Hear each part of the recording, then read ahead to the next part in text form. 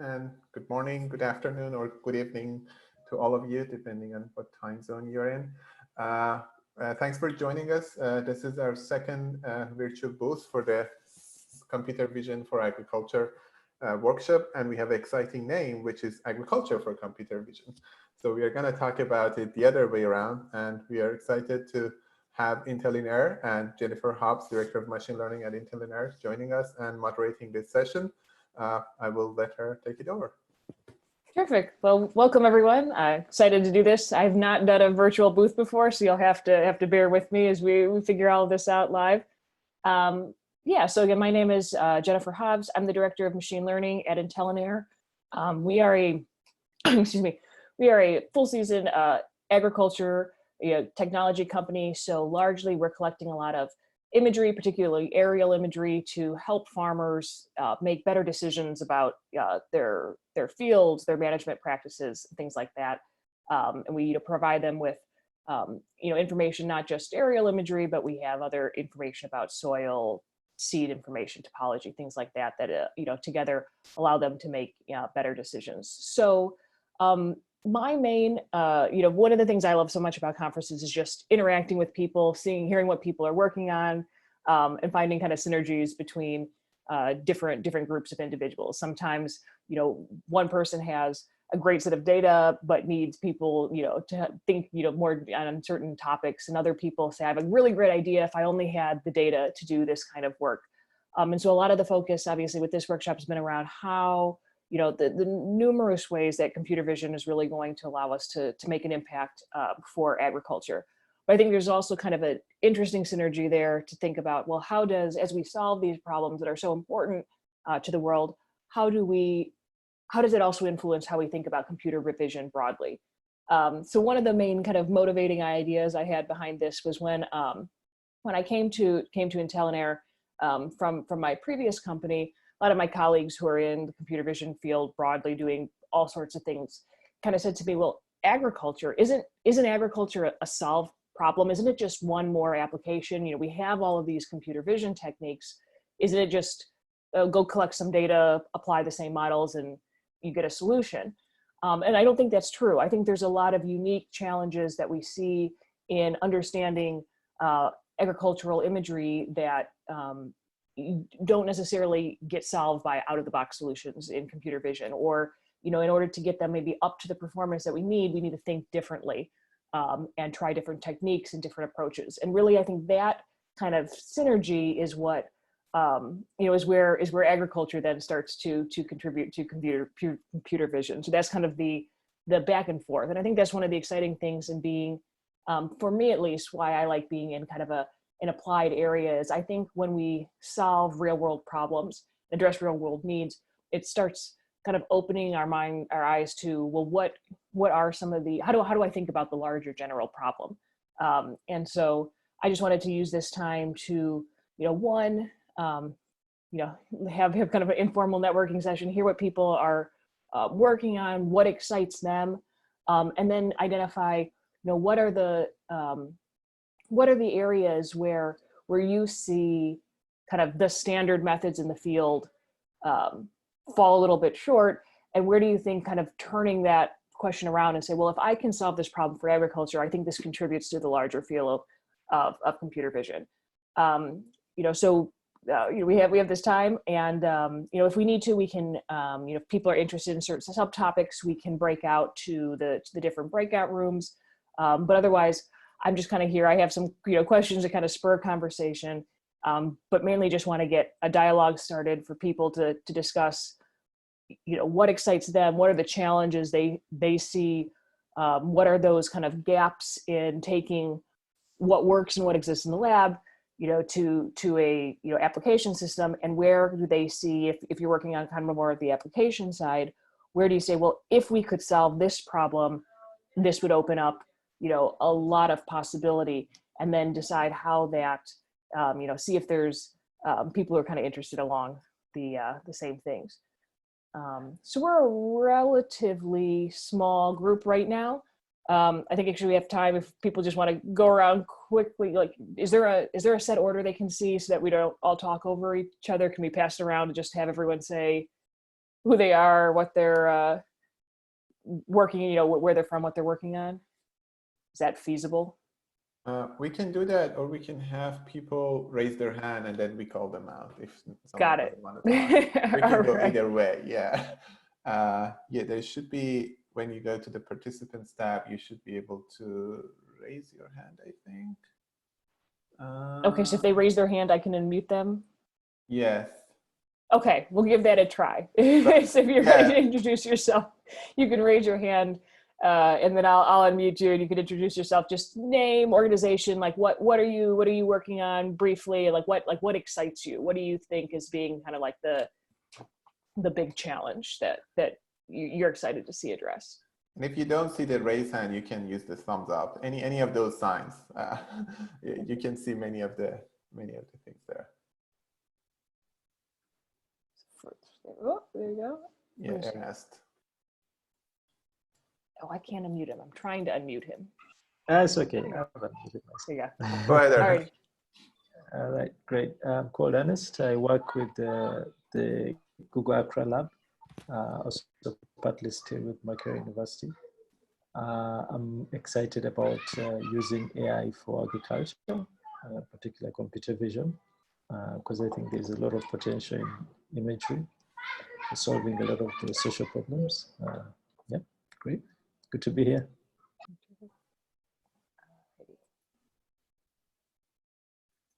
Oh, I'm failing with this unmuting thing. I can do that. Okay, you got it. You're doing better. There you go. Yeah, Olga, go ahead.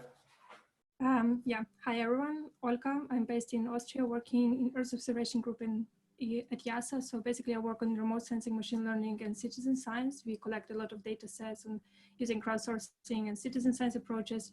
And me personally, I work on the land cover, land use maps. And what excites me is actually that most of the models use the data sets, and improving those data sets actually improve the whole models run and so on.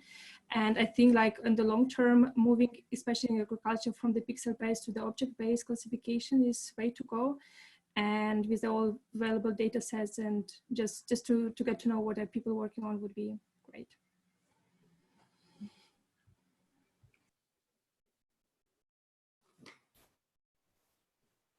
Yeah, anybody else? Next volunteer. Yeah.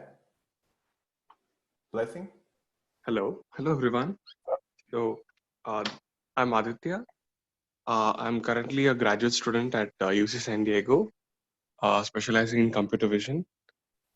So I was looking at all the applications possible using computer vision, and strongly felt that agriculture is the field that strongly needs it, given the limited land that we have and increasing populations that we need to feed.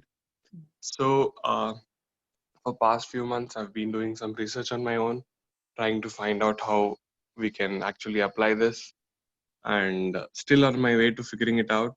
And I see there is a lot of interest in the field as well, which is quite encouraging. So I thought I'll meet a lot of people today and hear all of your views on how we can actually use this powerful field of computer vision for agriculture. And given that in the CVPR 2020 there's a new data set released for image processing based on aerial imagery, I think that opens up a new field for all of us to collaborate and work together. So I feel it's pretty exciting. Yeah, that's all. Yeah, Aditya is not we didn't plant that comment, but right, I was going to mention that after we introduced ourselves, but that's a data set that IntelinAir, along with our colleagues at the University of Illinois at Urbana-Champaign, have released. So at a CVPR, we have a workshop called Agriculture Vision, where we have there's a competition, challenge that just concluded, as well as we have panelists, paper presentations, and then this data set that we're releasing. So again, we collect primarily aerial imagery, and we had agronomists go through and label common patterns that you see that we wanted to detect, and created the kind of first big aerial agriculture, and it's high res. So like a lot of the work, like the challenges here, that we saw for ICLR were satellite imagery. Here we're flying planes. So the resolution is about 10 centimeters a pixel. So it's very, very high resolution. Yeah, I think it's a great opportunity to collaborate, to think about these things. So if you're excited about that, yeah, definitely check out our workshop. It's Agriculture Vision. Here, let me actually see if I can pull this up. And stop to share. All right, are we seeing the website? Yes. Yeah, so it's agriculturevision.com. It's a part of CVPR. You can see we have panelists, several of our organizers. Two of them are on the call. They'll introduce themselves in a second. And then, yeah, again, we've done this in collaboration with UIUC and University of Oregon. We have the prize, the challenge that just wrapped up, as well as some papers. So actually, I'm navigating all of this.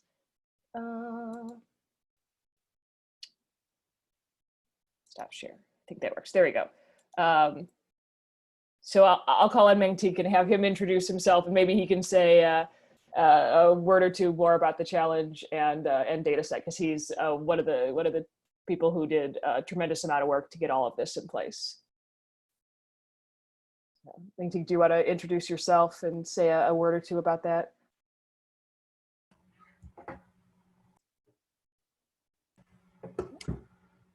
Hi everyone, can everyone hear me? Yep, sounds good. All right, let me just share my video real quick.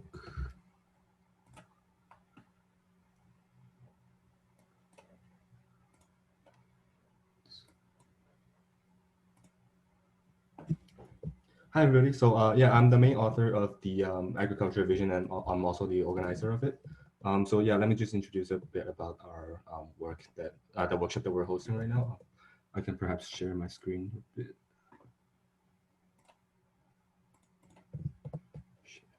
Yep, so yeah, basically we hosted a workshop on Agriculture Vision. We're basically trying to tackle the major task of semantic segmentation on aerial farmland images. And so basically we proposed this data set to basically segment out different 6 different patterns in agriculture that's really important for farmers to recognize. And by doing so, we're basically introducing and encouraging research in computer vision and specifically semantic segmentation on those farmland images to see if we can improve the performance of these anomaly pattern recognition softwares. So basically our goal here is to kind of provide a training data set for people to kind of see if they can implement or find out different ways of segmenting out different patterns. And basically the challenge here we're facing is twofold. The first is that this is really different from a lot of like common image data sets where they have objects that with clear boundaries and with minimal scale variances. But in this case, in farmland images, we have patterns that are really irregular.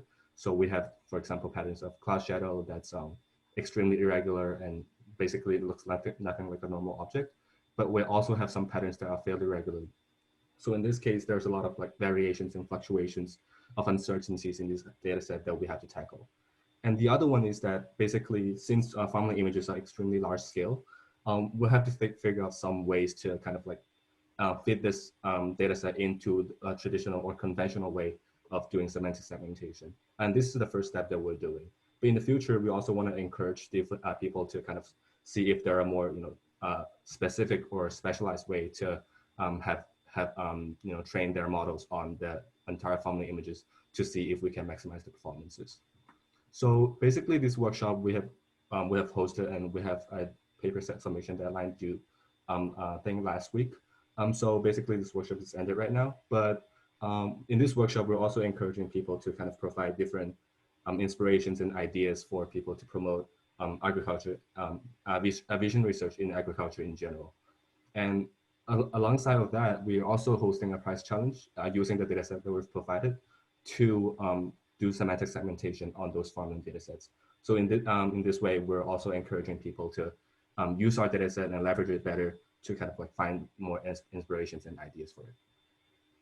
I think, Jennifer, that's... Yeah, it's terrific. I mean, it's a lot of work, obviously, like for all the organizers at all these conferences, with especially with all of the challenges being remote. So it's a lot of effort went into that. So yeah, definitely, if you're excited about that, check out the data set, the website. Maybe we'll see you at CVPR. But I think, some of the things that came out of that work are things that we can discuss here. Like what are those differences? And that's where, I would say to my colleagues, who say, well, isn't it just an application? And it's, there's a lot of unique challenges about the statistics of, again, we're primarily looking at aerial agriculture images, but there are, unique qualities of the data in this data set that are just different than ImageNet, for instance. You have, a lot of different scales and frequencies that are present.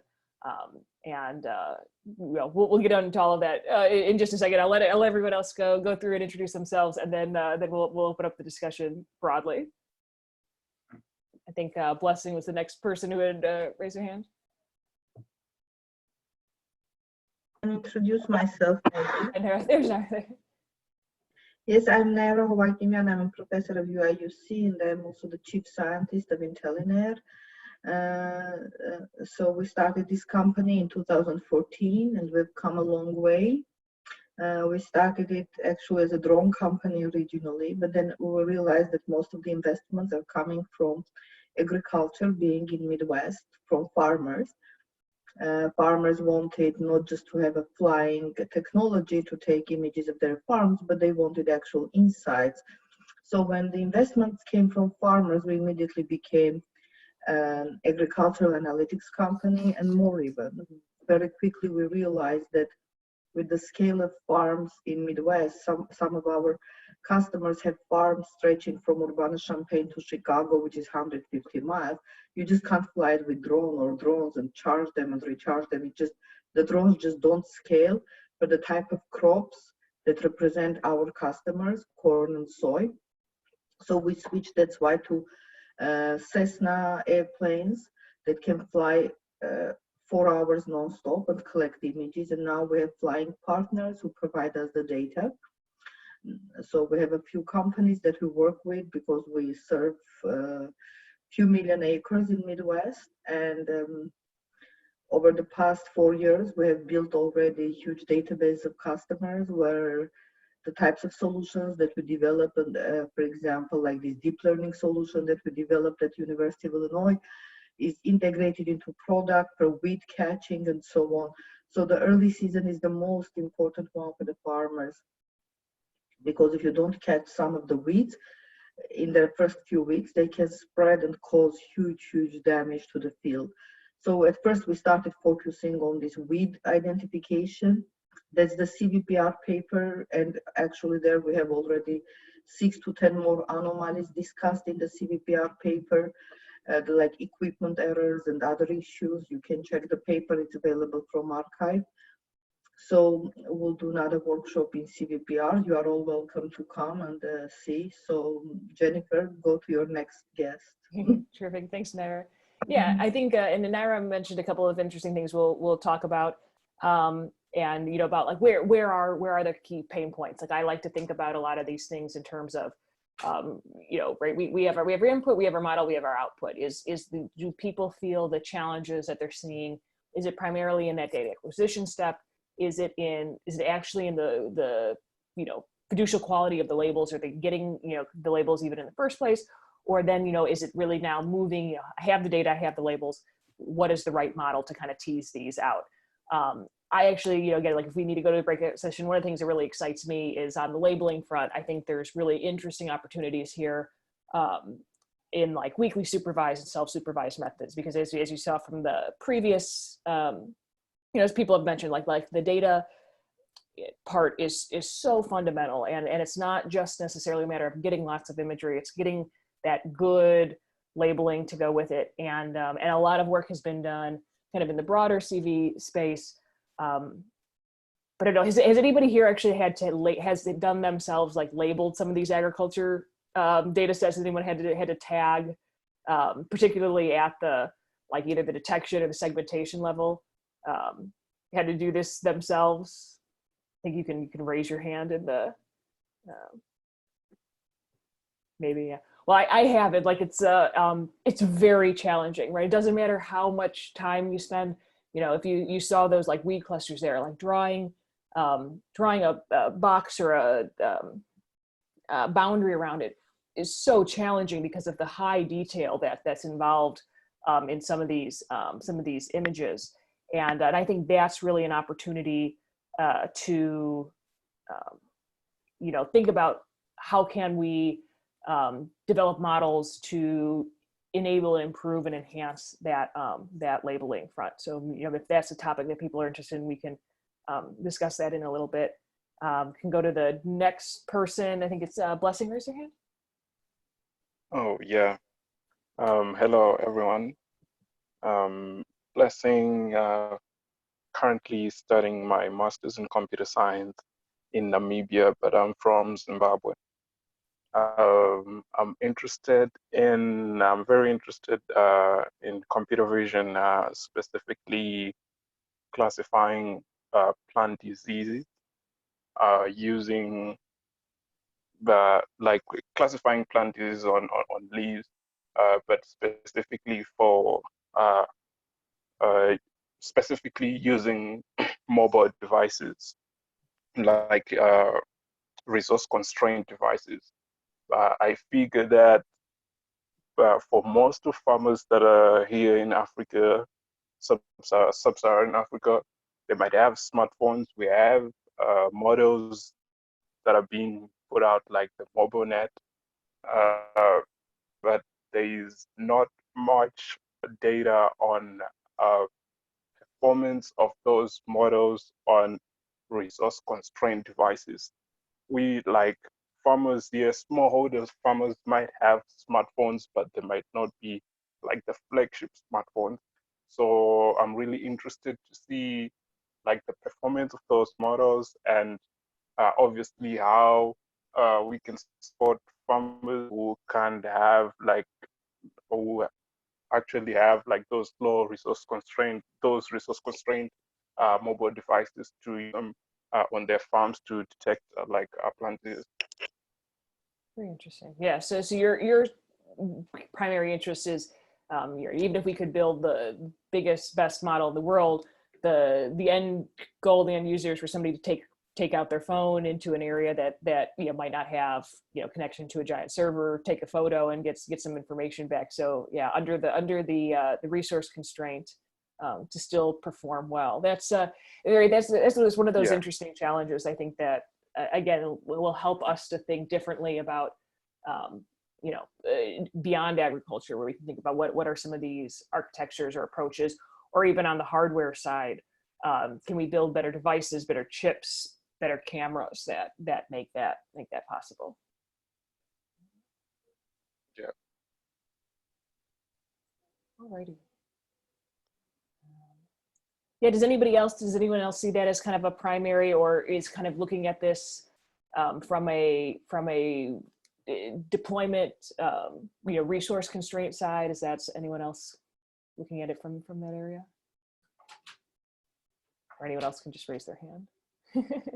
Yeah, I think I'm also keen on I think trying to figure out this resource constraint side, but more looking at it from robustness of algorithms to be able to handle these variations, especially in the context of smaller farmers. Mm-hmm. So even looking at things like utility functions, what are they interested in? What are they interested in knowing? What do the errors mean?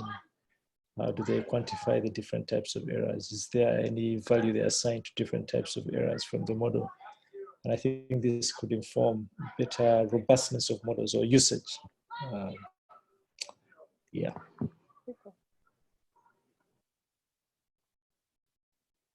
Awesome. Anybody next want to introduce themselves and what their channel? Oh, yep. Hi, my name is Yuri Schlachter. I work for Grow Intelligence. I'm a machine learning engineer and data scientist, and I work on various kind of machine learning problems related to agriculture, but specifically for crop classification and segmentation using satellite data. And actually, I have you brought up a labeling problem. I kind of have a question that maybe somebody knows good answer to. Are there systems that kind of help you do labeling, like systems that maybe do semi-supervised labeling of crop data? You know, if you need to like do manual labeling, that maybe help with that. So just from personal experience, we've worked, the two companies I've worked with in the past are Labelbox. They're primarily, I think their offices are in, I think they're in San Francisco, but US based. They actually grew out of the aerial imagery space. And so they have a lot of very kind of robust kind of back end and infrastructure in place. And so it's easier to, it's not easier, it's, you know, if you have a model, you could put it in place to do some like active learning type work. The other company I'm familiar with is Super Annotate. So they have I believe they have an office in the US, but they're also based out of Armenia, where their co-founder, one of their co-founders is, it kind of grew out of his thesis work. And so they use, you could, same thing, you can upload a model to do an initial seeding, but they also have, for kind of brand new work, they have some interesting unsupervised segmentation algorithms that run in place, so that if you're trying to do segmentation, you can kind of pick up these polygons as opposed to having to start from scratch. In some cases, in some of our data sets, it works very well. It's you know, obviously primarily geared toward something that you might see like your ImageNet type images. Some of the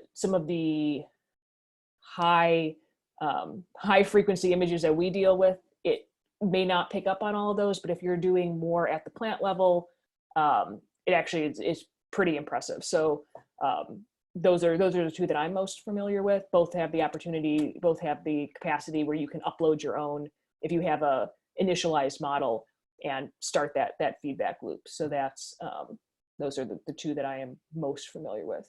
Has anybody else used any tools or products or companies to help on that front?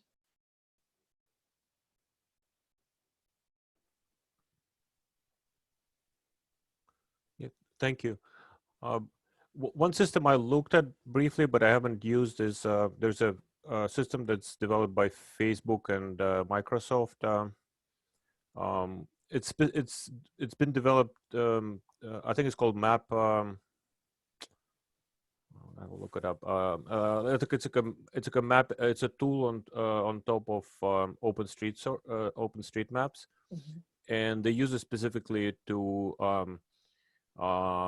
map roads directly from satellite data. I was wondering if somebody tried using that system for like crop data or like other aerial data. I have not. Has anybody else out there played around with that?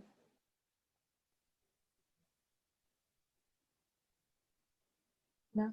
I had also played around. We have looked into satellite data also in the past. So the bottom line is that satellite data does not have the level of resolution to provide you insights on the level of rows. Okay, satellite data is good for fields and farms. If you want to do observations and conclusions for big counties, satellite data can be good, but if you want to identify, for example, weeds in between rows, satellite data just does not have that level of resolution. So we have looked into it.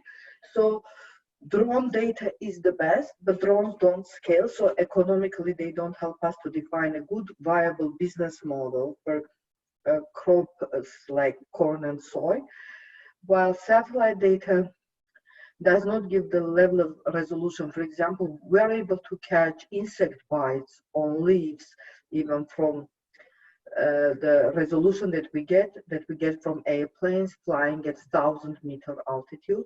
Satellite data will not give us that level of resolution. Satellite data is more good maybe for analysis that has to happen on the level of counties, states, and bigger areas statistically. Yeah, so I haven't played with the tool that you're mentioning with either the satellite or the plane or drone data that we have. I did look at the other tool I'm familiar with is what NVIDIA has done. Sandra Fielder's the one like leading that kind of interesting work where you have like the image, you draw a bounding box around it, and then it kind of optimizes to a segmentation mask. It's still very much kind of a you can download it, but it's not like a full-fledged out in the like the enterprise level tool. I was trying to see how that would work on our data. It is obviously very much geared toward like that cityscape type data, at least for what the purposes I was looking at. You know, it didn't quite work on what we were doing, but that's actually one of the motivating things that really excited me. Like, I think the labeling problem for that very reason is very exciting. And I thought, well, how could, how do we solve this problem? Right? If my goal is I have this very, complicated, row, like it's complicated in the sense that the boundary itself is very intricate, but it has this strong structure of a row. What type of, if I could just draw a line through it, could I get it to, segment out better without having to spend the time of doing even the bounding boxes or things like that? So I think that labeling problem is very, very exciting. I think it's one of those areas where agriculture really has the opportunity to contribute to the larger CV space because it is so challenging. Anyone else out there like have any tackled any of these labeling issues or thinking about weekly supervised, semi-supervised active learning techniques around trying to harvest more or better labels of interest?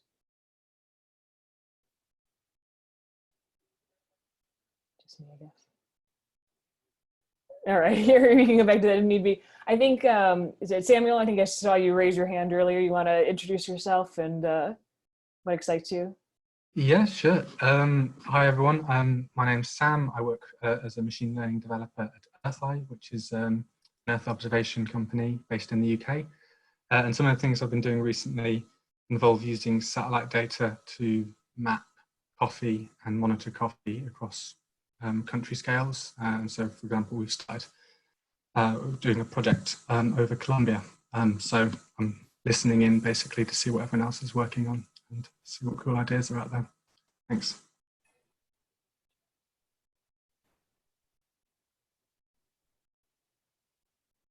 Liani?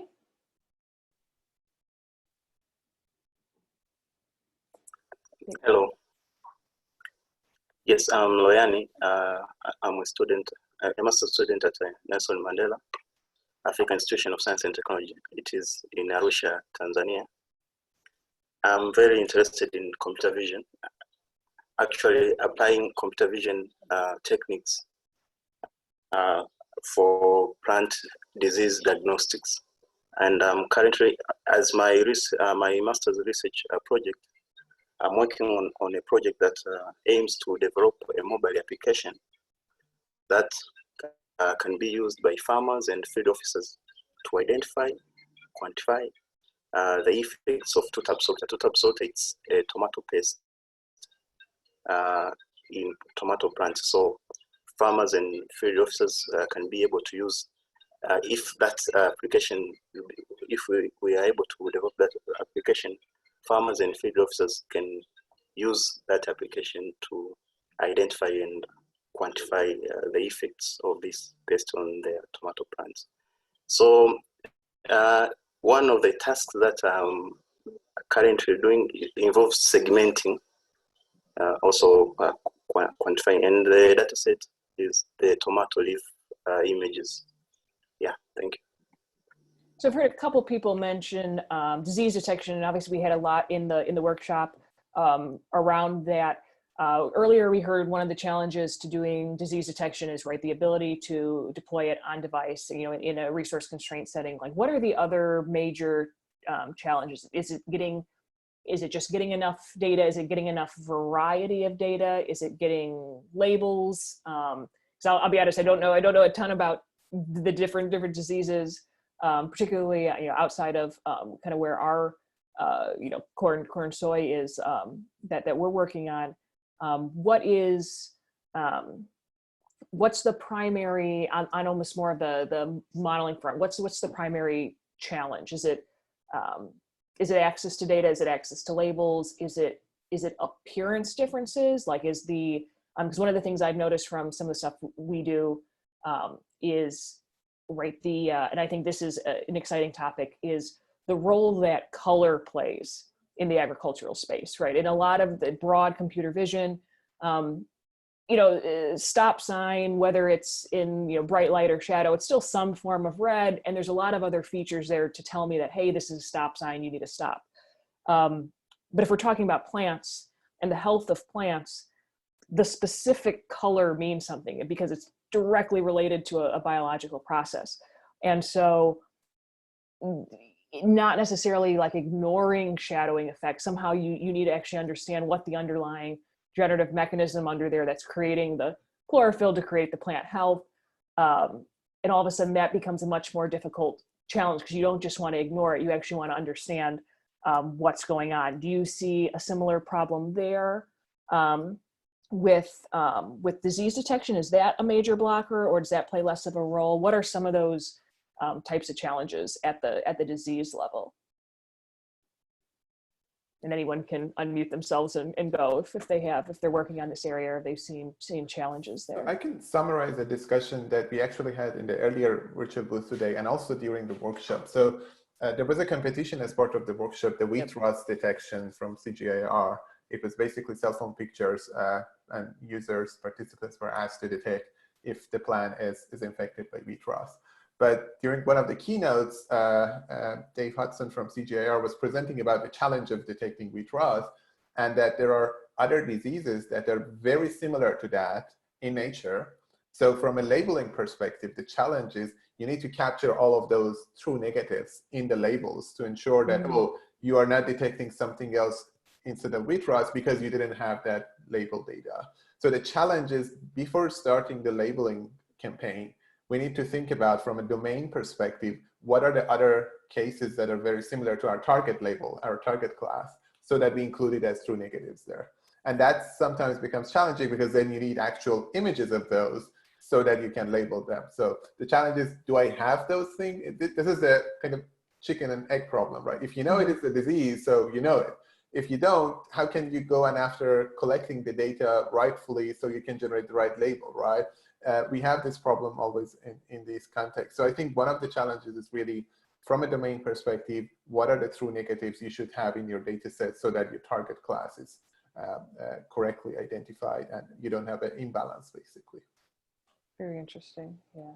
Yeah, if someone else wants to jump in. Adding on to what you just said, sometimes like it might be similar diseases which have like similar visual symptoms, and then we can also go on further to like a nutrient deficiency, which also shows similar visual symptoms. So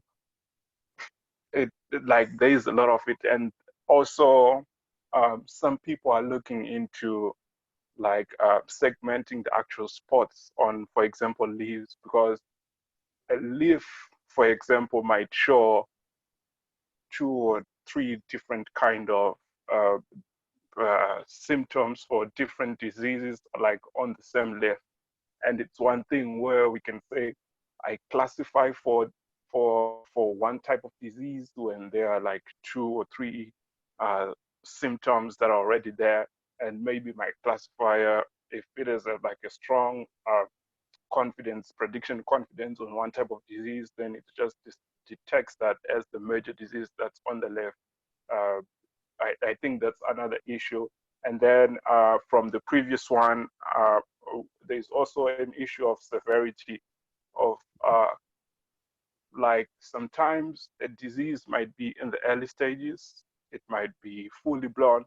There's also like a need to actually know the stage with which the disease has evolved to, because from perspective of precision agriculture, it would be better to actually note diseases way earlier so that we can kind of combat the effects earlier than having to detect a disease when it is already like in the later stages.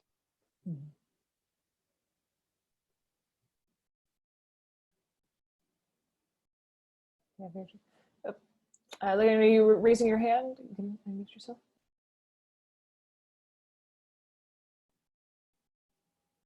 I'm not, for some reason, able to unmute people. So yeah, just go ahead if you want to comment. Maybe. All right. Yeah. Anyone else? With particularly on the disease front, other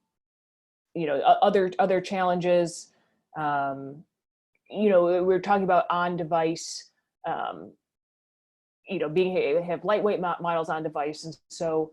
Is there anything from the image itself that is lacking? Like if you had, is RGB enough for disease detection? If cameras had additional channels or other ways of acquiring, of adding to that image, is there something that in a perfect world would make that better? Obviously, while still being light to the constraints of device.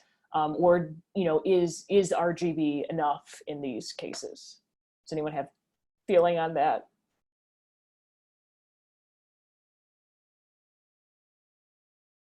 No. Alrighty. Oh. Yeah, go ahead. Yeah, so I think even a sense of temperature would be helpful because I don't have much knowledge in agriculture, but definitely even for human beings, the health indication is definitely temperature is one of the health indications, right? So if we are monitoring plant life, then it's very essential to know what is the heat map of the field. So along with RGB, I think even the temperature mapping could be very beneficial. It would be an early detection of some disease because to actually manifest as a physical change, it might take some time. So I think infrared or something like that would be helpful along with RGB.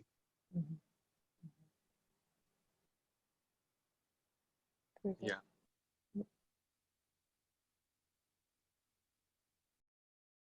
We can go back to the main group. Is anyone else want to share what their interests they're working on, what they think the next interesting challenge is or problem that they face to tackle?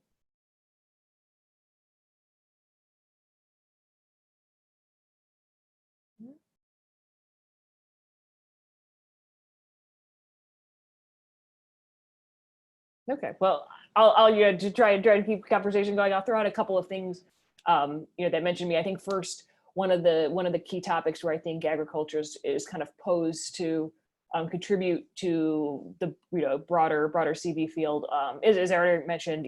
Is on the annotation, weekly labeling, self-supervised front. I think a lot of people are saying that obtaining the labels is challenging. So how we think about doing collection, how we think about getting these annotations done is really interesting because you have just a variety of challenges out there. I think the other thing that I mentioned briefly is the notion of color and what how do you handle the variability of appearance outside, compared to obviously any indoor type scenarios. It's just much more challenging. You have rain, you have shadows, you have the shadows from other plants, you have the exposure from the camera, and just the role that color plays, and not just necessarily RGB. If you're collecting multispectral data, plays a huge role. I think also the size of a lot of these data sets, if we talk about even the satellite imagery, that we saw with the second challenge, right? You have the satellite imagery could be in some ways as large as you'd like it to be. And then you have this temporal element to go along with it. And how do we think about that? In that case, I think there's actually a lot of overlap with some of the work that's being done in the medical imaging space, right? There's a lot of similarities to, the image sizes themselves are very large. You have potentially multiple channels beyond your standard RGB. And then you have the kind of temporal element. And we'd say, we'd like to make use of all of this data. How are we going to do that? How do you use all of this data in a way that just doesn't, one, destroy my, even if I have the largest computer out there, I can't wait for years for this to train, might not even be able to pull it onto device. And now if I want to even go a step further and say, well, I can, however I'm going to train, but I want to go into a, less resource intensive inference stage, there's a lot of challenges there. Is anyone out there kind of looking at the scale element in terms of like the amount of data, whether it's a large number of channels, large image size, temporal nature of it? Is anyone kind of see that as their main blocker?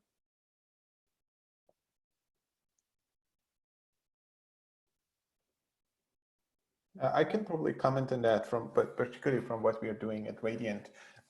So our expertise is really focusing on satellite imagery, not necessarily for agriculture, for various kind of geospatial applications, but agriculture has been our top vertical area because of the impact it has. And the challenge we have been receiving feedback from the users and the community is access to these data. I mean, the storage is definitely one thing.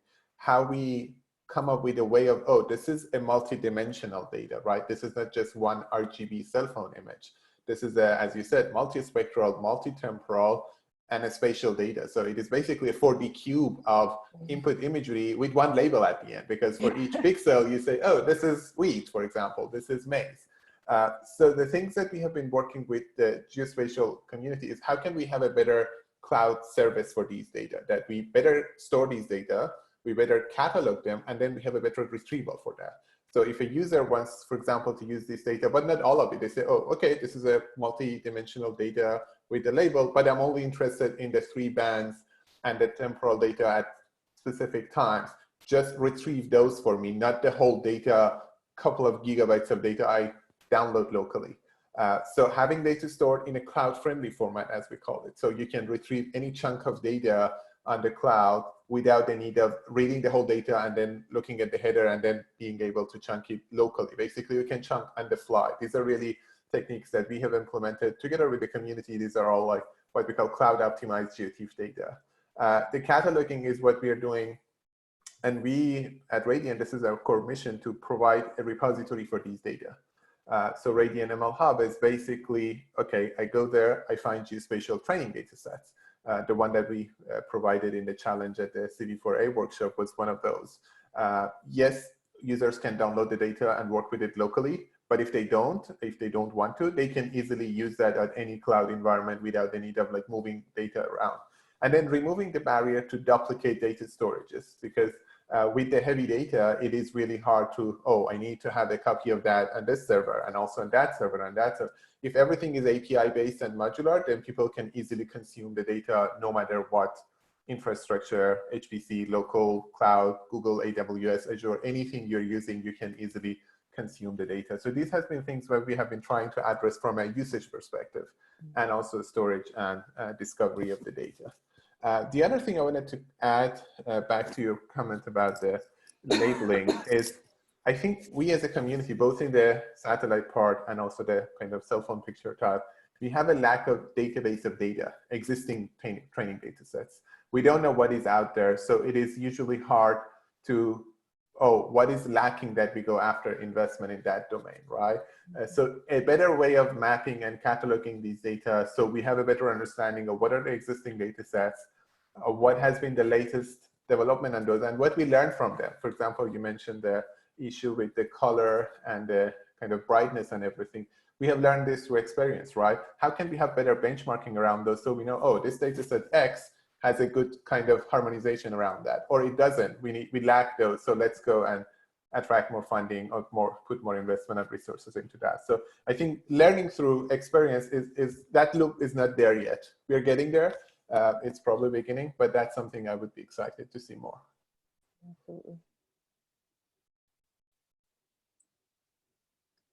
Has anybody else, worked, primarily like on that kind of data access infrastructure, done any work around that space?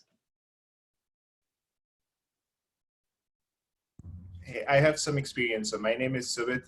I'm a data scientist at Indigo, and I'm on a data science team, but there's a lot of engineering challenges faced by our engineering team on kind of what Hamid was talking about, which is accessing this huge raster data files. And how we do it essentially is, cloud native formats so that you can access a small part of it without having to download the whole thing. The current challenge that we have right now is that some of these images do need to be processed pretty heavily, cloud masking, atmospheric correction, and if you store them post that, it becomes a challenge because you don't want to atmospherically correct the whole world, for example.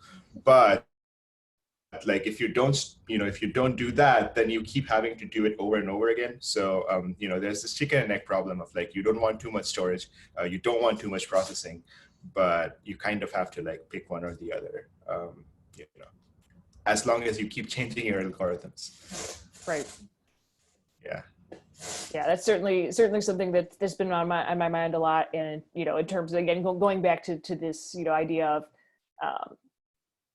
of shadowing and lighting and color, and that which is I'm a physicist by training, and so in particular, like I always say, well, I want all of the raw data. Like I never want the raw data to go away, but maybe what I'm going to use most of the time is one or two processes downstream, because I don't want to have to do all these things. But now if we're talking about exabytes of data, I mean, just for us, like we're going to collect 1.5 petabytes of data this year.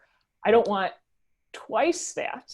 And so where's that sweet spot of, I want the raw data, but that's maybe not necessarily the stage that I go to I maybe start 2 or 3 stages downstream every single time as far as model building and future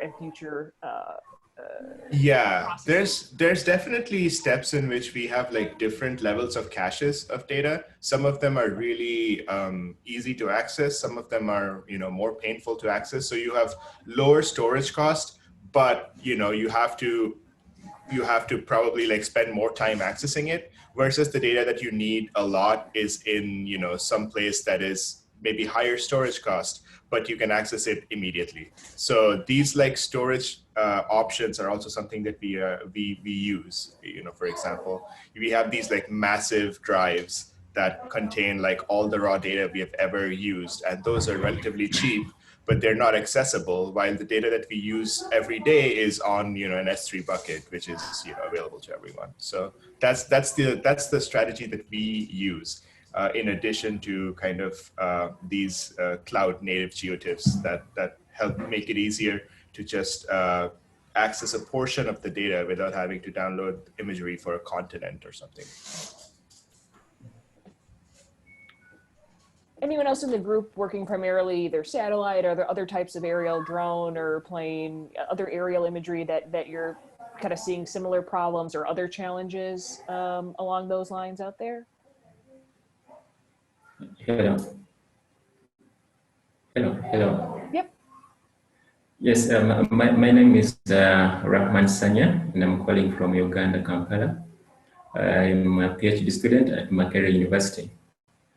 My work involved working with deep neural networks on satellite imagery, but not specifically in the area of agriculture, but involved inferring human diseases from satellite imagery using housing crowding. So what the previous speaker said about how we package and how we present these massive data sets is an important issue, because a few days ago I wanted to get data sets from two sources on land use to be able to compare my data set with those other two sources. And I ended up downloading over 1 GB of data, yet I needed just a few images, less than 10 from each source. So I think the issue of how we package this data to enable fast access and for specific use cases will be an important thing to consider. And then putting it all together as one huge repository that when you need the data, you have to download the whole thing. So I think it's important how we package and present these data sets, especially these large volume data sets. Yeah. It's very interesting. I imagine you have a lot there too. And again, this is another one of the topics where I think is really interesting, which is how do you start to do, whether it's something just like sensor fusion, or maybe that's even a little bit too narrow of a thought, but kind of a scope. But how do you start fusing other information, beyond just the imagery? So you mentioned the usage on top of the imagery, or in agriculture. What if I know something about this field or about the past history of this field? Again, like you're taking an already massive data set and now trying to fuse some kind of potentially image representation, like piece of data on top of it. Potentially it's something entirely different. Maybe I have past harvest information, but not at the resolution of the field, maybe something coarser than that. And again, obviously a lot of this is done, in the broader CV space, but I think there's some interesting twists that come out of the agriculture space. Has anybody kind of worked on any of the, of kind of this incorporating different types of information, or again, different sources, whether it's, imagery and maybe equipment information, imagery and harvest information, maybe if you're looking more at the local plant, individual plant level, maybe you have soil information, or like soil acidity, rain, weather is a huge thing, obviously. Has anyone kind of tapped into any of those areas? Do you see challenges there?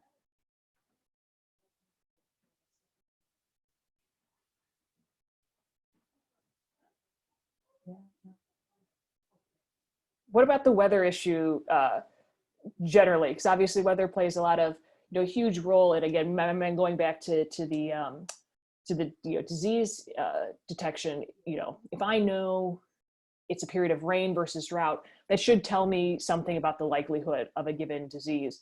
But to the point of wanting to detect something earlier, or potentially even predict something. I know I have a disease in this area. I want to predict where it's going to be in the next week, or I want, so that I can kind of put a boundary around it. Obviously the weather plays a huge role in a lot of that. What are the challenges there? Is it an access to data? Is it the natural unpredictability of weather itself? Is it do you see the challenge, your challenge being more at the fusion level, at the modeling level? Anyone tackle some of these weather related issues?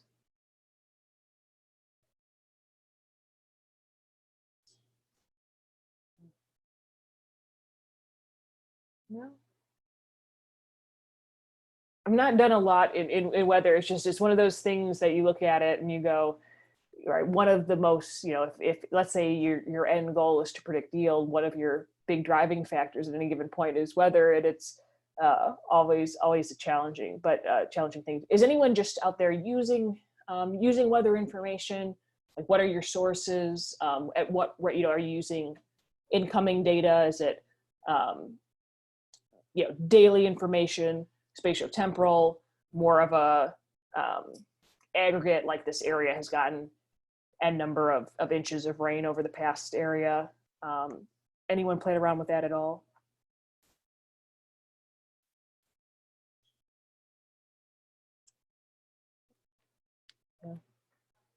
Yeah, maybe on a bit. Can you hear me? Yes. Yeah, maybe a bit on different topic. One of the projects that we have at YASA is CMUT. So we were developing the app AgriTutor in collaboration with Mexican governmental organization, what was actually serving farmers additional information on agricultural practices. So it's basically a combination of remote sensing, inputs, and ground data. So they were getting some information from like weather forecast and like NDVI profiles, anything that can be derived from the satellite images. And they were giving the advice, given the conditions and the field size and the location, what are the best practices, what are crops, what are potential yield.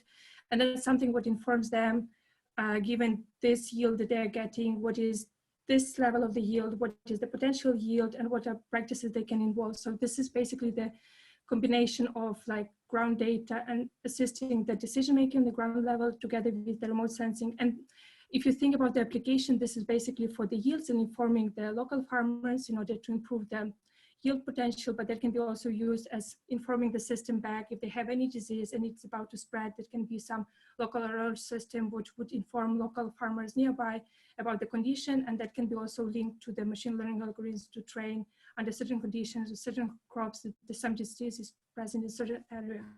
And yeah, that's one of the kind of citizen science crowdsourcing project that we have in the GeoWiki team at YASA. So that's something on the related topic if someone wants to. Yeah, I think that's really interesting, which is, right, we have, you know, in some ways it's like the kind of the ground based and the aerial are at some level seem as, you know, different threads, but actually like in that perfect world, there's a lot of communication between the two. Like I have you know, the aerial component gives me the ability to see lots of area, you know, at once, kind of get a global view and then kind of zoom all the way down to, now I'm going to stand, you know, go here, stand, take a picture, tell me what's happening. But obviously to do that, you're crossing many scales of information to get down to that part. And I think that's also, that's the real like physicist nature, my nature, where I go like, I think, you know, crossing scales is always a very key challenging problem to tackle. And, you know, how do I take the information from the satellite and have it tell me something about the, you know, maybe drone imagery from there. You know, I get down to the ground, and again, just tons of data and information, you know, back and forth. I think that's a very, because if you know, again, if you compare stuff that's being done in agriculture to, let's say, the autonomous vehicle space, obviously these autonomous vehicles are taking in tons of information, and they have, you know, different sensors, different cameras, LiDAR, all of that. They're also probably, you know, like plugged into some kind of, you know, knowing where the other vehicles are. In some ways, has that kind of multi-scale at that, to the extent of the information itself coming in.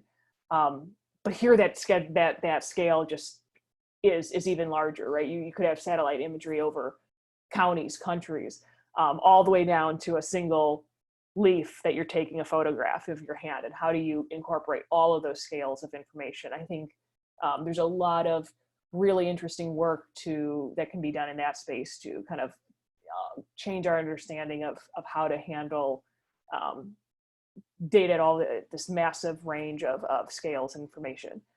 Anyone playing around with kind of that challenge, the multi-scale problem, and or, you know, yeah, handling this broad range of scales. Minty talked about that a little bit at the beginning, about one of those being one of the challenges, and that even within just the single aerial image, you could have something that's important, which is just a couple of weeds in this area, to a, you know, this is a ditch, basically a grass ditch that's, you know, going through the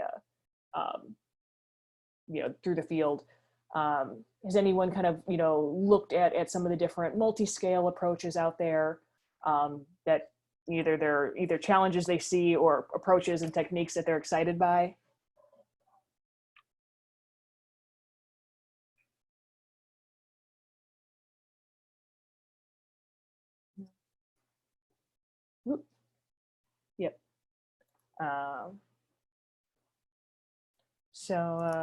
Yeah, so we kind of near the end. Does anyone have any final thoughts, final comments, things they're interested in, key ideas or takeaways from the group that they want to toss out there before we break up?